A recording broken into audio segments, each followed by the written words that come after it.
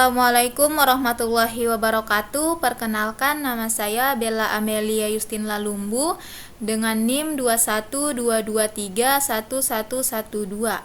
Saya dari kelas A dengan mata kuliah Sistem Pakar. Baik, pada kesempatan kali ini saya akan mempresentasikan hasil daripada review jurnal dengan judul Diagnosa Penyakit Diabetes dengan Metode Forward Chaining. Yang pertama, seperti yang kita ketahui bahwasannya pada saat mereview jurnal, maka hal pertama yang perlu dilakukan adalah kita mengetahui apa judul dari jurnal tersebut. Di sini judulnya adalah Diagnosa Penyakit Diabetes dengan Metode Forward Chaining. Nama jurnalnya adalah Jurnal Ilmu Pengetahuan dan Ilmu Komputer.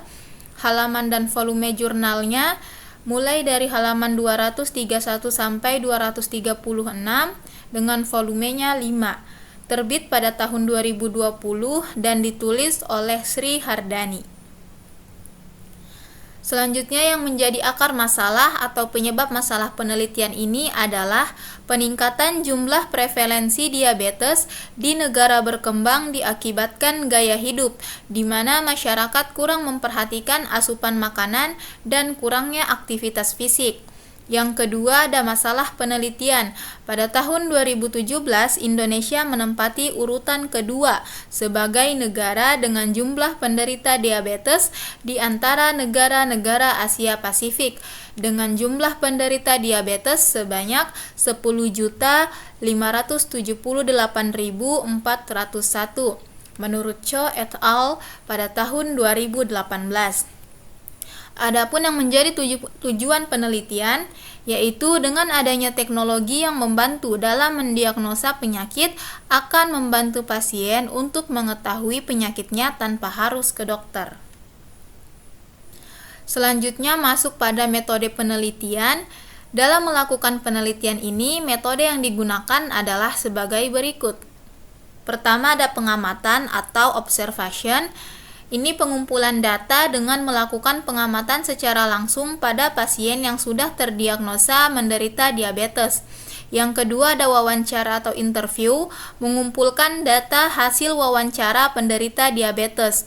Yang ketiga, studi pustaka atau literatur review, informasi tambahan yang diperoleh dengan membaca referensi dari buku-buku dan literatur yang berhubungan dengan permasalahan yang dibahas dalam penelitian ini, yaitu diagnosa diabetes. Dalam penelitian ini, metode inferensi yang digunakan adalah metode forward chaining. Selanjutnya masuk pada langkah-langkah penelitian. Metode forward chaining bekerja dengan mencari aturan inferensi sampai menemukan kondisi yang bernilai benar. Ketika kondisi tersebut ditemukan, maka dapat dibuat sebuah kesimpulan, maka akan menghasilkan informasi baru yang dapat ditambahkan pada dataset. Mesin inferensi bekerja dengan menggunakan sekumpulan kondisi dan derivasi sampai akhirnya memberikan keputusan. Dalam pengerjaannya, mesin inferensi mempertimbangkan semua fakta dan aturan, serta memilahnya sebelum menyimpulkan solusi menurut Rupnawar et al. Pada tahun 2016. Terdapat sejumlah fakta yang merupakan kondisi yang dialami pasien. Fakta-fakta ini memberikan sejumlah keputusan dan kemudian keputusan-keputusan ini akhirnya memberikan satu hasil. Berikutnya ada hasil penelitian. Hasil penelitian yaitu penerapan metode forward chaining dalam pengembangan aplikasi sistem pakar untuk mendeteksi penyakit diabetes. Dalam sistem pakar ini mengimplementasikan keahlian seorang pakar untuk menghasilkan sebuah kesimpulan.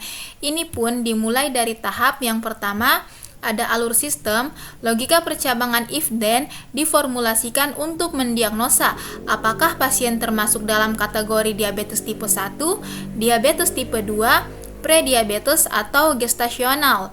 Yang kedua ada knowledge base, jadi menghasilkan dua, yaitu keterangan hasil diagnosa dan keterangan gejala. Yang pertama, keterangan hasil diagnosa terbagi menjadi 4, yaitu diabetes tipe 1, diabetes tipe 2, prediabetes, dan gestasional. Sedangkan keterangan gejala itu dimulai dari G01 sampai dengan G60. Yang ketiga ada rule. Jadi ini menghasilkan 4 rule, di mana R1 itu merupakan diabetes tipe 1, R2 ini diabetes tipe 2, R3 ini prediabetes, dan R4 ini gestasional atau diabetes saat kehamilan. Yang keempat ada interface. Yang pertama itu interface informasi pasien, interface pertanyaan, interface hasil diagnosa, dan interface pesan kesalahan. Berikutnya yang menjadi keunggulan dan juga kelemahan dalam penelitian ini. Yang pertama, keunggulan penelitian. Penelitian ini memiliki metodologi yang kuat, teruji, dan terverifikasi, memberikan keunggulan dalam keandalan hasil penelitian. Kemudian penelitian yang dilakukan relevan dengan isu-isu aktual atau masalah-masalah yang sedang berkembang dalam masyarakat. Sedangkan yang menjadi kelemahan dalam penelitian ini adalah kurangnya penelitian ulang atau replikasi oleh peneliti lain untuk memverifikasi temuan yang nantinya dapat memunculkan pertanyaan tentang keandalan hasil penelitian. Yang terakhir adalah kesimpulan. Jadi, penerapan inferensi menggunakan forward chaining dalam diagnosa penyakit diabetes menjadi pilihan tepat karena proses diawali dengan adanya fakta-fakta yang diterapkan dalam rule untuk mencari sebuah kesimpulan. Dengan adanya aplikasi sistem pakar untuk mendiagnosa penyakit diabetes, diharapkan pasien dapat mendiagnosa sendiri penyakit diabetes berdasarkan gejala yang dialami. Dengan mengetahui lebih dini, pasien dapat mengambil tindakan yang dibutuhkan untuk melakukan pengobatan atau pengendalian melalui perubahan gaya hidup dan pola makan. Baik, mungkin cukup sekian yang dapat saya sampaikan. Lebih dan kurangnya mohon dimaafkan. Saya akhiri, wassalamualaikum warahmatullahi wabarakatuh. Terima kasih.